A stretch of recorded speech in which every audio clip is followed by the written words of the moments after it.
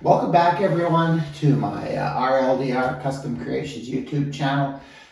Today, the very last tiling video, I promise. Stick around, you'll find out some things today.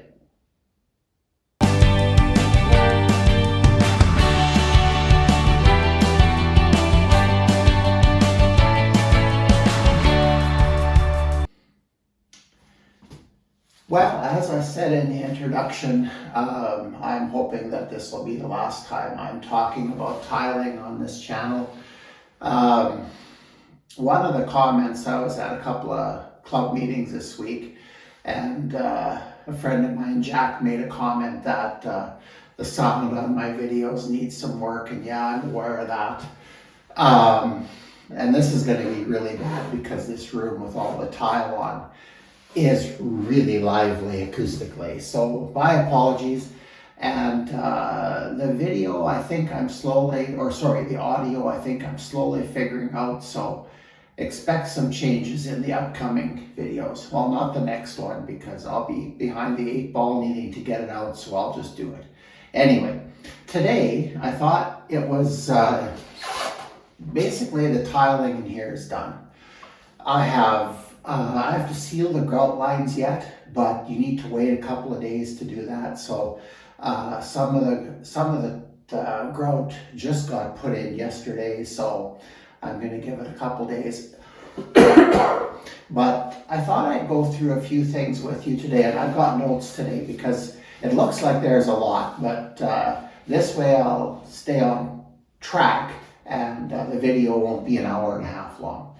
So just thought I'd revisit what I did. First of all, I'm going to talk about time a little bit. All of you know by now, if you're following me, that, excuse me, got my Saturday throat on today. I'm retired. So time means not as much. But I've also really been quite busy this year that I didn't expect to be. So between hosting classes, teaching classes, doing yard work, working on other projects, getting shop things set up so that I could teach classes and get organized, I've been really busy. And in the end, I would bet that I really only worked on this bathroom about 2.5 days a week.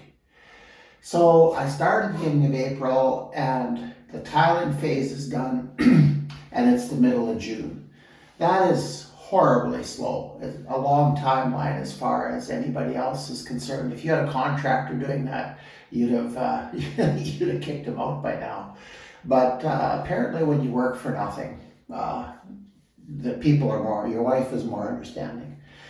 Okay, so yeah, it's taken a while, but what happened in that time? So with the demolition, that's what we started with, and I took this down to the bones. So there was just studs in here, even took out some of the sheeting on the floor.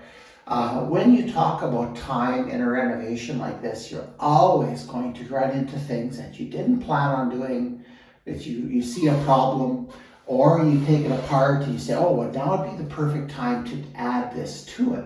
So you make changes, and that all adds to the length of time.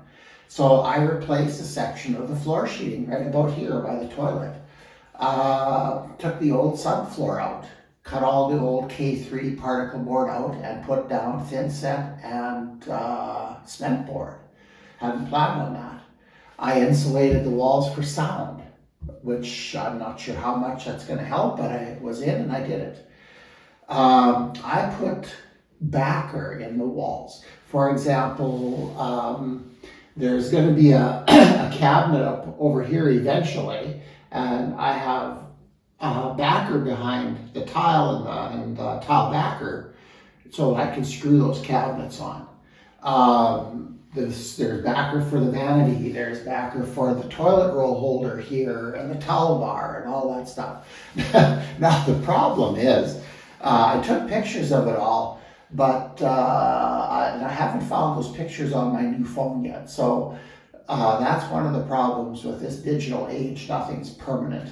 But anyway, I need to find the measurements for that when I attach things to the wall.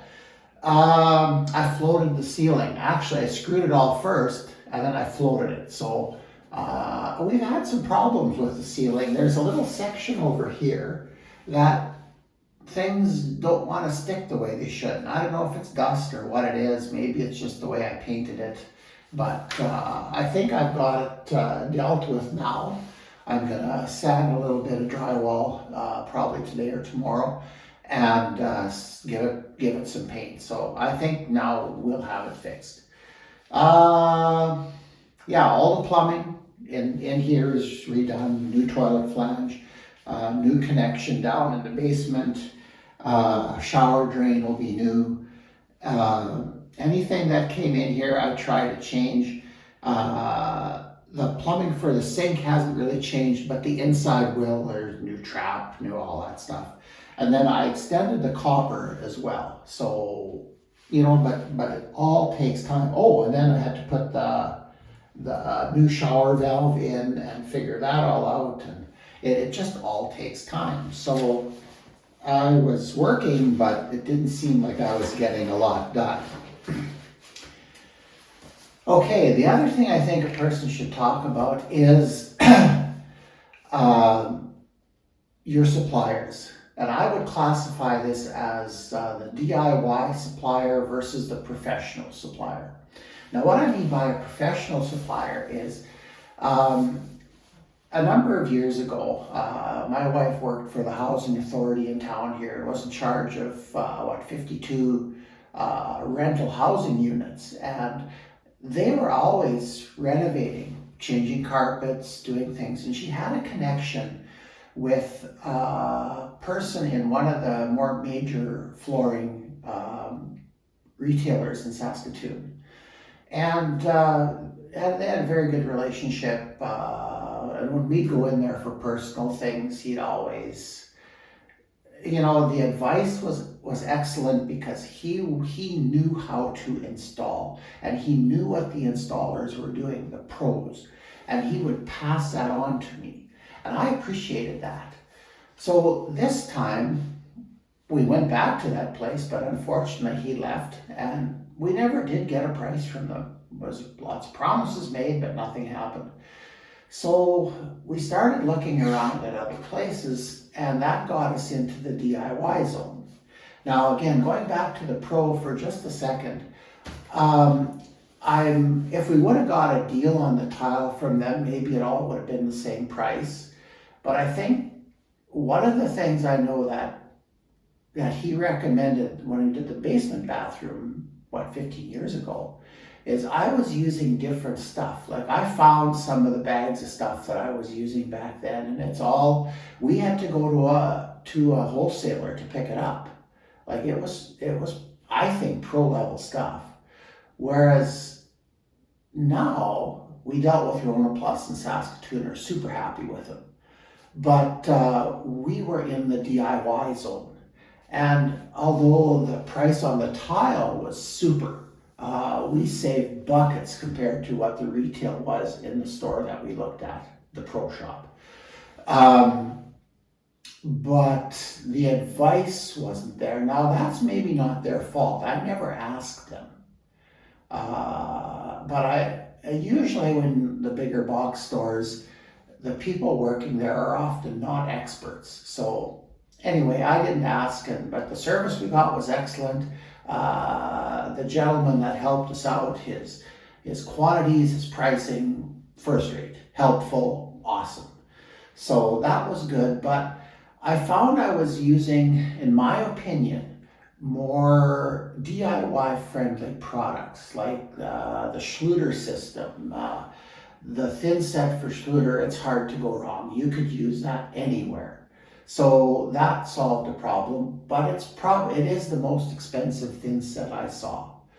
So again, you know, a trade-off. So is it worth it? I'm not sure.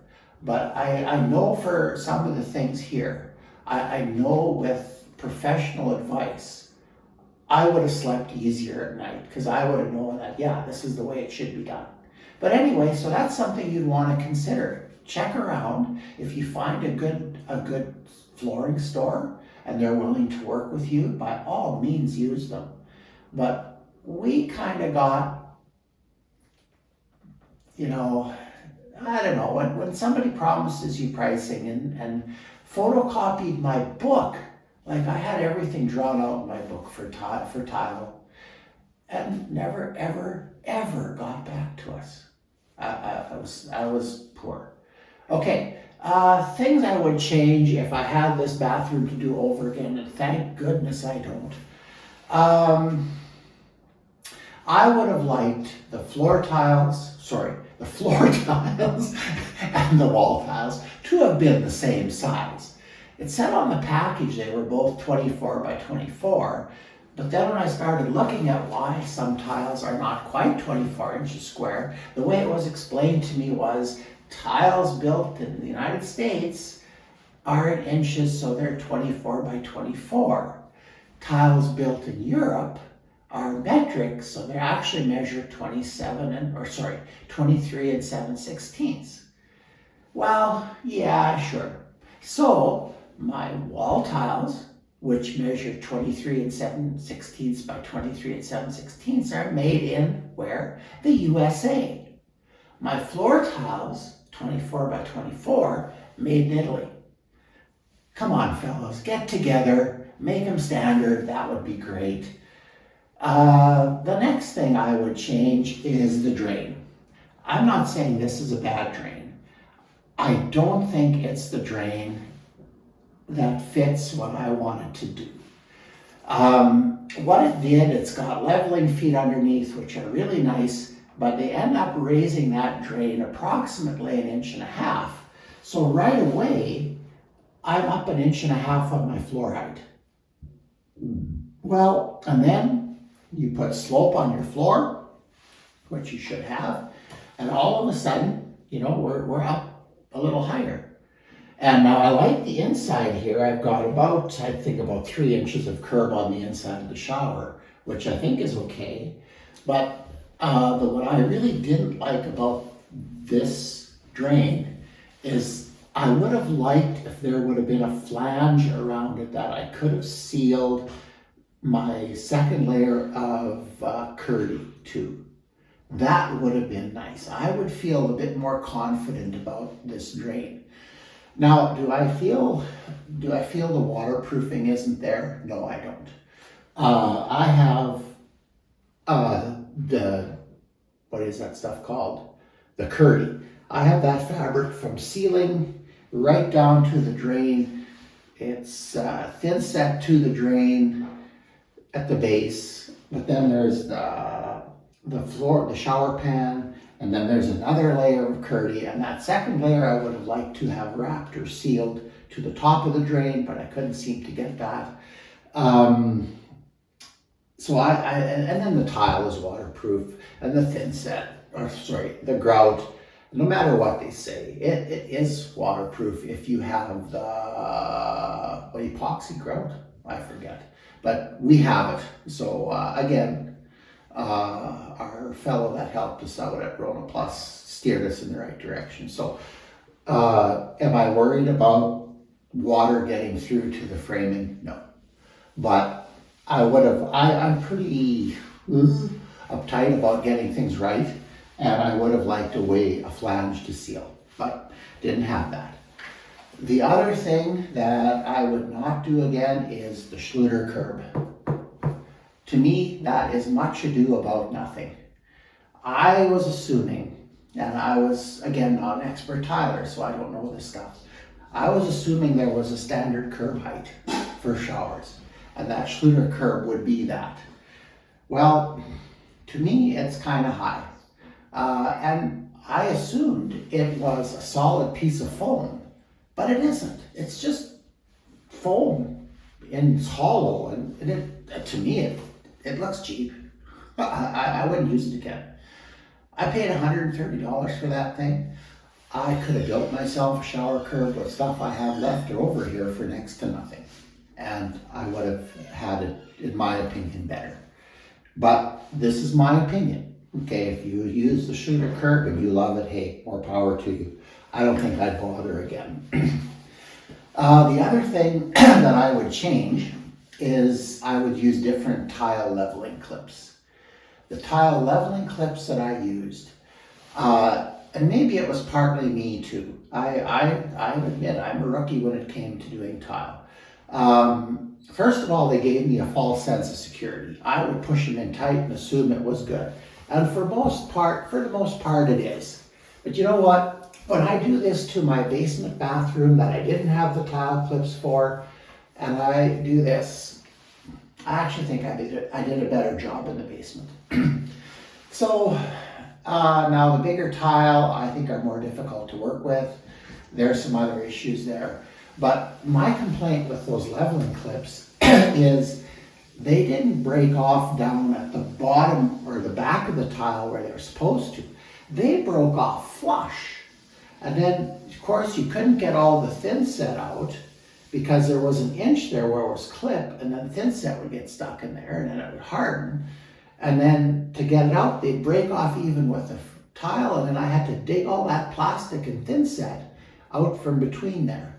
And yeah, there's lots of ways of doing it, and I always get a kick out of it. They're doing it on a wall. Maybe they had better clips than I had, and they knock them off. And there's one that's not, so they take their utility knife and cut it off. Wonderful. That would have worked good if that would have worked here. But I finally ended up with an oscillating saw and some special blades that I was making, and I spent 2 days in here.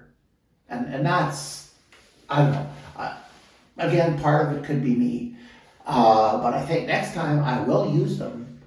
Hopefully I never have to tile again, but I would use them, but I would buy maybe better quality than the cheapest ones on Amazon, just saying. The other thing that and this was a me issue, I didn't realize how important it was that your thin set was always exactly the same consistency.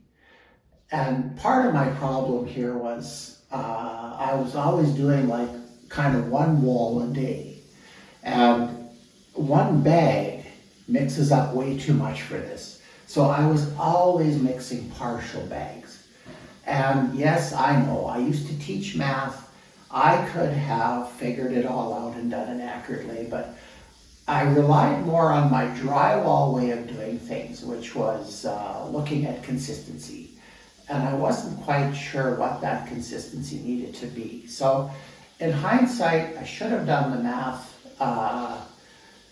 because the thin set you put on, it also dictates how much is behind the tile. So the thinner it is, I think your tile can get in tighter. If it's a little thicker, it'll sit out a bit more, which also speaks to leveling. So again, a rookie mistake. I would have, if I had this to do again, and thank goodness I don't, I would do it differently.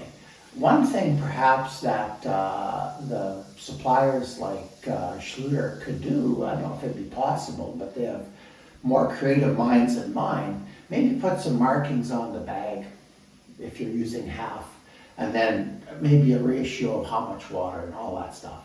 I mean, and then you wouldn't have to do any calculation and it would be there. Just thinking, maybe that could happen. Okay, yeah, that's that. Oh, we're getting to the end. Bet you're thinking hallelujah by now. Okay, overall opinions. Right now, I'm still too close to this job.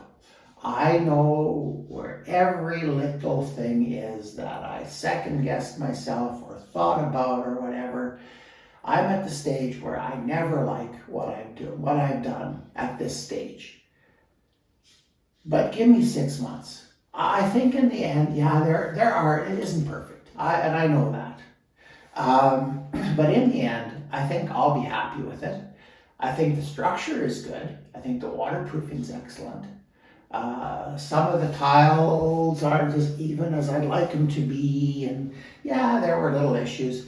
Another thing I should mention, be careful with Curdy, and this was maybe my fault, because I would fold things, and then you get buildup, and then you get tile over that, and your tile will slant a little bit, and yeah, that's a little sketchy too. But I rather did that than cut it and make a seam. And I guess maybe the corners would have helped, I don't know. I didn't, I was too cheap to buy the corners. But what I love about this room, it's gonna be amazingly easy to wipe and to keep clean as Sheila and I get deeper into our golden years. It's going to look great, I think, when it's done. I'm going to put a medicine cabinet in there that I'm going to build. It's going to be all mirror at the front. The vanities sitting in the shop. I got to build the drawer faces yet, but I have an idea for that. We've got a new toilet going in, new shower door, all the cool stuff. And in the end, you really won't see much of the tile. So in the end, I think it's going to be amazing. The other thing that is really amazing and what looks a lot better is the bank account. By doing this myself, I saved thousands. Like, I'm sure we probably saved between 10 and 15,000 doing this. So, hey, for that, yeah, I can go downstairs to the bathroom. And by the way, if you do something like this, make sure you have an auxiliary bathroom that you can use for a while, because to head down to the gas station would have been a problem. So, with that being said, I know I'll love it when it's done, and I've got some more work to do yet, but hopefully we can get to the point where maybe we can be using it in the next 2 weeks. So with that in mind, I'd just like to remind you to please subscribe. Like I said the last video, most of the people who are watching this channel, and it's not that many, but a large part are not subscribed, and if they would, I'm sure I'd be close to 1,000 subscribers by now. So that'd be wonderful. But yeah, like, subscribe. It's Saturday today, Father's Day tomorrow. So I suspect that probably middle of next week we'll have another version, and it'll be chapter 45, and we just keep going. So, and yes, I will get the sound fixed eventually. So have an awesome Father's Day, everybody, and we'll see you next week.